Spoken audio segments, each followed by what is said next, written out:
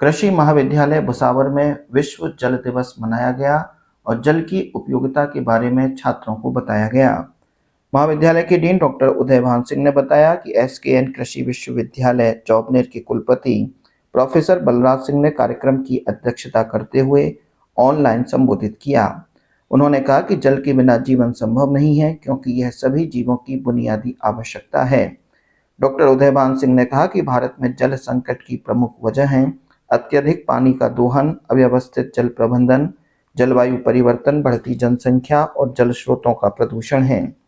NSS प्रभारी doctor Mohit Kumar ने कहा कि खेती में बूंद बूंद सिंचाई पद्धति तथा कम पानी चाहने वाली फसलों की उच्च तकनीकी खेती अपनानी चाहिए। डॉक्टर राहुल कुमार ने कहा कि हमें जल बर्बाद करने वाली आदतों को छोड़ना पड़ेगा। डॉक्टर बीएल झाकर ने कहा कि जल स्रोतों में गंदगी नहीं डालें, उन्हें समय समय पर साफ करना चाहिए।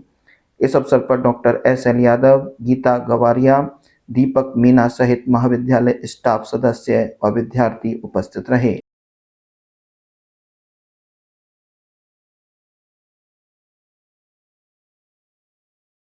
आज कृषि महाविद्यालय भुसावर पर विश्व जल दिवस मनाया गया, जिसे श्री कर्ण नरेंद्र कृषि विश्वविद्यालय जौबनेर के कुलपति प्रोफेसर बलराज सिंह ने ऑनलाइन संबोधित किया। जल ही जीवन है।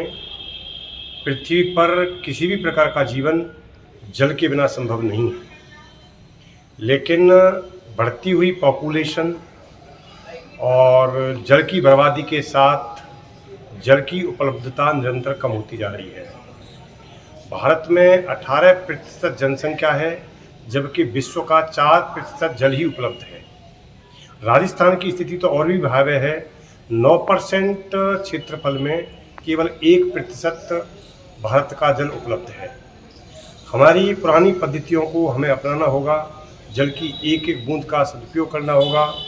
हमें नदियों के जल स्रोतों की जो प्रदूषित करते हैं, गंदगी उसमें डालते हैं, उससे भी हमें रोकना होगा।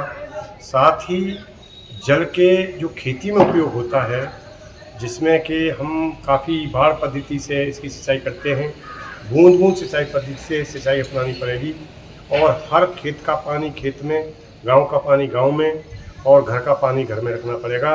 और ये जागरूकता हमें प्रत्येक नागरिक तक पहुंचानी होगी कि हम नल को खुला छोड़ देते हैं और उसमें टोंटी नहीं लगाते, और इस तरह से जो जल की बर्बादी करते हैं, ये बहुत खतरनाक है। आगे आने वाले युग के लिए बहुत भयावह हो जाएगी।